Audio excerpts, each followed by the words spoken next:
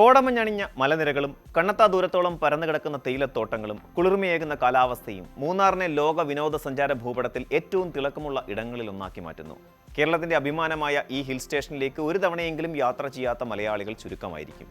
എന്നാൽ സമീപകാലത്തായി social media പ്ലാറ്റ്ഫോമുകളിൽ മൂന്നാറിനെക്കുറിച്ച്, പ്രത്യേകിച്ച് മൂന്നാറിലെ ടോപ്പ് സ്റ്റേഷൻ മേഖലയെക്കുറിച്ച് ഉയർന്നു വരുന്ന ചില വാർത്തകളും മുന്നറിയിപ്പുകളും വിനോദസഞ്ചാരികളിൽ വലിയ ആശങ്കയാണ് സൃഷ്ടിക്കുന്നത്.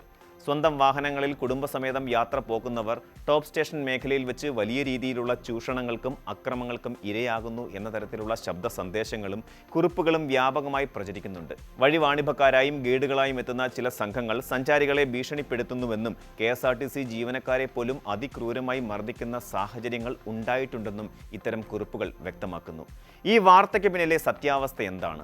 എന്തുകൊണ്ടാണ് മൂന്നാറിൽ ഇത്രയധികം തമിഴ് സാന്നിധ്യമുള്ളത്? ടോപ്പ് സ്റ്റേഷൻ എന്ന പ്രദേശം എങ്ങനെയാണ് കേരള പോലീസിന്റെ അധികാര പരിധിക്ക് പുറത്താകുന്നത്? ഈ ചോദ്യങ്ങൾക്കെല്ലാം ഉത്തരം ലഭിക്കാൻ മൂന്നാറിന്റെ ചരിത്രത്തിലേക്കും ഭൂമിശാസ്ത്രപരമായ സവിശേഷതകളിലേക്കും നമ്മൾ ആഴത്തിൽ ഇറങ്ങിച്ചെല്ലേണ്ടതുണ്ട്. യാത്രക്കാരുടെ ഭാഗത്തു നിന്നുണ്ടാകുന്ന ഭയവും അമർഷവും തികച്ചും സ്വാഭാവികമാണ്. വിനോദത്തിനും വിശ്രമത്തിനുമായി സ്വന്തം നാട്ടിലെ ഒരു വിനോദസഞ്ചാര കേന്ദ്രത്തിലെത്തുമ്പോൾ അവിടെ വെച്ച് ഒരു കൂട്ടം ആളുകളിൽ നിന്ന് ശാരീരികമോ മാനസികമോ ആയ ആക്രമണങ്ങൾ നേരിടേണ്ടി വരുന്നത് ആർക്കും ഉൾക്കൊള്ളാൻ കഴിയുന്ന കാര്യമല്ല. KSRTC ബസ്സിലെ ഡ്രൈവറെയും കണ്ടക്ടറെയും ഒരു സംഘം ആളുകൾ ക്രൂരമായി മർദ്ദിക്കുന്നത് നോക്കി നിൽക്കേണ്ടി വന്ന സഞ്ചാരികളുടെ നിസ്സഹായത ഇത്തരം സോഷ്യൽ മീഡിയ പോസ്റ്റുകളിൽ വളരെ വ്യക്തമാണ്. പ്രതികരിച്ചാൽ തങ്ങൾക്കും മർദ്ദനം ഏൽക്കേണ്ടി വരുമെന്ന ഭയം മൂലം പലരും മൗനം പാലിക്കുകയാണ് പതിവ്. കൂട്ടമായി വന്ന് പ്രശ്നങ്ങൾ സൃഷ്ടിക്കുന്ന ഇത്തരം ക്രിമിനൽ സംഘങ്ങൾ മൂന്നാറിന്റെ സമാധാനപരമായ അന്തരീക്ഷത്തെ വലിയ രീതിയിൽ തകർക്കുന്നുണ്ട് എന്നതൊരു യാഥാർത്ഥ്യമാണ്. എന്നാൽ ഈ പ്രശ്നത്തെ കേവലം തമിഴർ മലയാളികളെ ആക്രമിക്കുന്നു എന്ന ഇടുങ്ങിയ ചിന്താഗതിയിലൂടെ മാത്രം കാണുന്നത് ശരിയായ വിലയിരുത്തലാകില്ല. ഇതിന് പിന്നിൽ അതിർത്തി പങ്കിടുന്ന പ്രദേശങ്ങളുടെ ഭൂമിശാസ്ത്രപരമായ സങ്കീർണതകൾ വലിയൊരു പങ്ക് വഹിക്കുന്നുണ്ട്. മൂന്നാർ ടോപ്പ് സ്റ്റേഷൻ എന്ന പ്രദേശം നേരിടുന്ന ഏറ്റവും വലിയ വെല്ലുവിളി അതിൻ്റെ അതിർത്തി നിർണയവുമായി ബന്ധപ്പെട്ടതാണ്. സമുദ്രനിരപ്പിൽ നിന്ന് ആയിരക്കണക്കിനടി ഉയരത്തിൽ സ്ഥിതി ചെയ്യുന്ന ഈ പ്രദേശം ചരിത്രപരമായി കോട്ടാഗുഡി ഏരിയൽ റോപ്വേയുടെ ഏറ്റവും മുകളിലത്തെ സ്റ്റേഷനായിരുന്നു. ഇവിടെ നിന്നാണ് മുൻകാലങ്ങളിൽ തേയില തമിഴ്നാട്ടിലേക്ക് കൊണ്ടുപോയിരുന്നത്. ഭൂമിശാസ്ത്രപരമായി നോക്കുമ്പോൾ ടോപ്പ് സ്റ്റേഷന്റെ പ്രവേശന കവാടവും പ്രധാന പാതകളും കേരളത്തിന്റെ ഭാഗത്താണെങ്കിലും അതിൻ്റെ കിഴക്കൻ ചരിവുകളും വ്യൂ പോയിന്റും ചില കച്ചവട സ്ഥാപനങ്ങൾ ഇരിക്കുന്ന ഭാഗങ്ങളും തമിഴ്നാട്ടിലെ തേനി ജില്ലയുടെ പരിധിയിലാണ് വരുന്നത്. കൃത്യമായി പറഞ്ഞാൽ തമിഴ്നാട്ടിലെ കുരങ്ങിനി പോലീസ് സ്റ്റേഷന്റെ അധികാര പരിധിയിലാണ് ഈ പ്രദേശം ഉൾപ്പെടുന്നത്. രണ്ട് സംസ്ഥാനങ്ങളുടെ അതിർത്തികൾ സന്ധിക്കുന്ന ഈ ഭൂപ്രകൃതിയാണ് ക്രിമിനൽ സംഘങ്ങൾ തങ്ങളുടെ താവളമാക്കി മാറ്റുന്നത്. വിനോദസഞ്ചാരികളെ ചൂഷണം ചെയ്യുകയോ അവരുമായി സംഘർഷത്തിൽ ഏർപ്പെടുകയോ ചെയ്താൽ കേരള പോലീസ് എത്തുന്നതിന് മുൻപ് തന്നെ ഇവർ അതിർത്തി കടന്ന് തമിഴ്നാടിന്റെ ഭാഗത്തേക്ക് മാറും. കേരള പോലീസിന് തമിഴ്നാടിന്റെ അധികാര പരിധിയിൽ കടന്ന് നടപടിയെടുക്കുന്നതിന് നിയമപരമായ ചില പരിമിതികളുമുണ്ട്. മറുവശത്ത് കുരങ്ങനിയിൽ നിന്നും മല കയറി തമിഴ്നാട് പോലീസ് ഇവിടേക്ക് എത്താനും വലിയ കാലതാമസം നേരിടും. നിയമത്തിന്റെ ഈ പഴുതുകൾ മുതലെടുത്താണ് പലരും അവിടെ അഴിഞ്ഞാടുന്നത്. പ്രാദേശിക കച്ചവടക്കാരുടെ വേഷത്തിലും ജീപ്പ് ഡ്രൈവർമാരുടെ രൂപത്തിലും എത്തുന്ന ചില സംഘങ്ങൾ ഈ അതിർത്തി പ്രശ്നത്തെ തങ്ങളുടെ കവചമാക്കി മാറ്റുകയാണ് ചെയ്യുന്നത്. ഇതൊരു സങ്കീർണമായ ഭരണപരമായ വീഴ്ചയാണ്, അല്ലാതെ ഒരു ജനത ഒന്നടങ്കം ക്രിമിനലുകളായി മാറിയതിൻ്റെ പ്രശ്നമല്ല. മൂന്നാറിൽ എന്തുകൊണ്ടാണ് ഇത്രയധികം തമിഴ് വംശജർ താമസിക്കുന്നത് എന്നും മലയാളികൾ അവിടെ ന്യൂനപക്ഷമായി പോയത് എന്തുകൊണ്ടാണെന്നും പലരും അതിശയത്തോടെ ചോദിക്കാറുണ്ട്. ഇതിനുള്ള ഉത്തരം കിടക്കുന്നത് 19ാം നൂറ്റാണ്ടിൻ്റെ അവസാന പാദത്തിലാണ്. ജോൺ ഡാനിയൽ മൺറോ എന്ന ബ്രിട്ടീഷുകാരൻ പൂഞ്ഞാർ രാജകുടുംബത്തിൽ നിന്നും കണ്ണൻദേവൻ മലനിരകൾ പാട്ടത്തിനെടുത്ത് തോട്ടം വ്യവസായം ആരംഭിച്ച കാലം. കൊടും തണുപ്പും മലമ്പനിയും കാട്ടുമൃഗങ്ങളുടെ ശല്യവും നിറഞ്ഞ ആ മലനിരകളിൽ പണിയെടുക്കാൻ കേരളത്തിന്റെ സമതല പ്രദേശങ്ങളിൽ നിന്നുള്ളവർ അന്ന് തയ്യാറായിരുന്നില്ല. തോട്ടം വെട്ടിത്തെളിക്കാനും തേയില നട്ടുപിടിപ്പിക്കാനും ബ്രിട്ടീഷുകാർക്ക് വലിയ തോതിൽ തൊഴിലാളികളെ ആവശ്യമുണ്ടായിരുന്നു. ഈ സാഹചര്യത്തിലാണ് ബ്രിട്ടീഷുകാർ തമിഴ്നാട്ടിലെ തിരുനെൽവേലി, മധുര, തേനി തുടങ്ങിയ വരൾച്ചാ ബാധിത പ്രദേശങ്ങളിൽ നിന്നും ആയിരക്കണക്കിന് തൊഴിലാളികളെ മൂന്നാറിലേക്ക് കൊണ്ടുവന്നത്.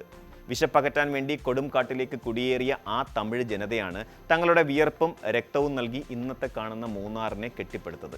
തലമുറകളായി എസ്റ്റേറ്റ് ലയങ്ങളിൽ, അതായത് തൊഴിലാളികൾക്ക് താമസിക്കാൻ നൽകുന്ന ചെറിയ മുറികൾ, അവിടെ ജീവിച്ചു മരിച്ചവരാണ് അവർ.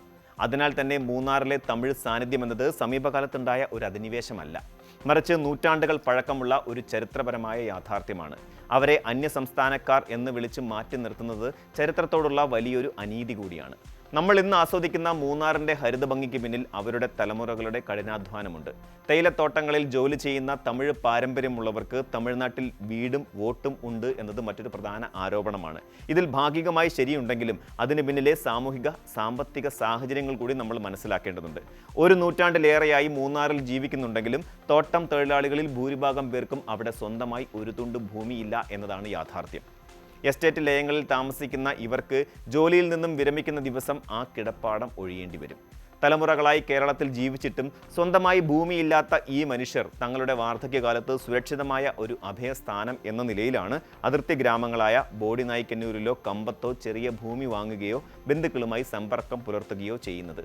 തമിഴ്നാട് സർക്കാരിൻ്റെ ക്ഷേമ പദ്ധതികൾ ലഭിക്കുന്നതിന് വേണ്ടിയാണ് പലരും അവിടെ വോട്ടവകാശം നിലനിർത്തുന്നത്.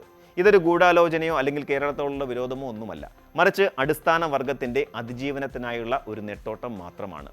സ്വന്തം രാജ്യത്ത് സ്വന്തം മണ്ണിൽ ഒരു തുണ്ട് ഭൂമിയില്ലാതെ ജീവിക്കേണ്ടി വരുന്ന ഒരു ജനതയുടെ അരക്ഷിതാവസ്ഥയാണ് ഇതിലൂടെ വ്യക്തമാകുന്നത്. അതിനാൽ തന്നെ അവരുടെ ഈ ഇരട്ട സ്വത്വത്തെ ഒരു വലിയ കുറ്റമായി കാണുന്നതിന് പകരം അതിന് കാരണമായ വ്യവസ്ഥിതിയെയാണ് നമ്മൾ വിമർശനാത്മകമായി വിലയിരുത്തേണ്ടത്. സോഷ്യൽ മീഡിയയിൽ ചില ചർച്ചകളിൽ കാണുന്ന മറ്റൊരു അപകടകരമായ പ്രവണതയാണ് വിനോദസഞ്ചാരികൾ മൂന്നാർ ബഹിഷ്കരിക്കണമെന്ന ആഹ്വാനം. ടൂറിസം വരുമാനം നിലച്ചാൽ ഇവർ പട്ടിണിയാകുമെന്നും അപ്പോൾ അവർ ഒതുങ്ങിക്കോളുമെന്നൊക്കെയുള്ള വാദങ്ങൾ വളരെ ക്രൂരവും അപ്രായോഗികവുമാണ്. മൂന്നാറിൽ ആക്രമണം അഴിച്ചുവിടുന്ന ക്രിമിനൽ സംഘങ്ങൾ അവിടുത്തെ പ്രാദേശിക ജനതയുടെ ഒരു ചെറിയ ശതമാനം മാത്രമാണ്. മിക്കവരും തോട്ടം മേഖലയിൽ പ്രതിസന്ധികൾ കാരണം ഉപജീവനത്തിനായി ടൂറിസത്തെ ആശ്രയിക്കുന്ന സാധാരണക്കാരാണ്. ജീപ്പ് ഓടിച്ചും ചെറിയ ചായക്കടകൾ നടത്തിയും ഹോം സ്റ്റേകൾ വഴിയും മാന്യമായി ജീവിക്കുന്ന ആയിരക്കണക്കിന് കുടുംബങ്ങൾ അവിടെയുണ്ട്. വിനോദസഞ്ചാരികൾ മൂന്നാർ യാത്ര ഒഴിവാക്കിയാൽ അത് ബാധിക്കുന്നത് ഈ സാധാരണക്കാരുടെ വയറ്റത്താണ്. യഥാർത്ഥ ക്രിമിനൽ ഒരുപക്ഷെ മറ്റ് നിയമവിരുദ്ധ മാർഗങ്ങളിലേക്ക് തിരിഞ്ഞേക്കാം. എന്നാൽ പട്ടിണിയിലാവുന്നത് യാതൊരു തെറ്റും ചെയ്യാത്ത പാവപ്പെട്ട തൊഴിലാളികളായിരിക്കും. മാത്രമല്ല, കേരള ടൂറിസത്തിന്റെ നെടുന്തൂണായ മൂന്നാറിനെ തകർക്കുന്നത് സംസ്ഥാനത്തിന്റെ സമ്പദ് വ്യവസ്ഥയെ തന്നെ ദോഷകരമായി ബാധിക്കും. അതിനാൽ ഒരു ജനതയെ ഒന്നടങ്കം കുറ്റവാളികളായി ചിത്രീകരിച്ച് ബഹിഷ്കരണം ആഹ്വാനം ചെയ്യുന്നത് ഒരു പരിഷ്കൃത സമൂഹത്തിന് ചേർന്ന രീതിയല്ല. പ്രശ്നങ്ങൾക്കുള്ള പരിഹാരം ബഹിഷ്കരണമല്ല, മറിച്ച് കർശനമായ നിയമപാലനമാണ്. ടോപ്പ് സ്റ്റേഷൻ പോലെയുള്ള അതിർത്തി പ്രദേശങ്ങളിൽ കേരള തമിഴ്നാട് പോലീസിന്റെ സംയുക്തമായ പെട്രോളിംഗ് സംവിധാനം ഏർപ്പെടുത്തുകയാണ് ആദ്യമായി വേണ്ടത്. വിനോദസഞ്ചാരികൾക്ക് ഏത് സമയത്തും പരാതി നൽകാനും സഹായം ലഭ്യമാക്കാനുമുള്ള ടൂറിസ്റ്റ് പോലീസ് എയ്ഡ് പോസ്റ്റുകൾ ഇത്തരം സ്ഥലങ്ങളിൽ സ്ഥാപിക്കണം. ക്രിമിനൽ പശ്ചാത്തലമുള്ളവരെ കണ്ടെത്തി മാതൃകാപരമായ ശിക്ഷ നൽകാൻ അധികാരികൾ തയ്യാറാകണം. മൂന്നാർ എല്ലാവരുടേതുമാണ്. അതിൻ്റെ സൗന്ദര്യം ആസ്വദിക്കാൻ സഞ്ചാരികൾക്ക് ഭയമില്ലാതെ വരാൻ കഴിയണം.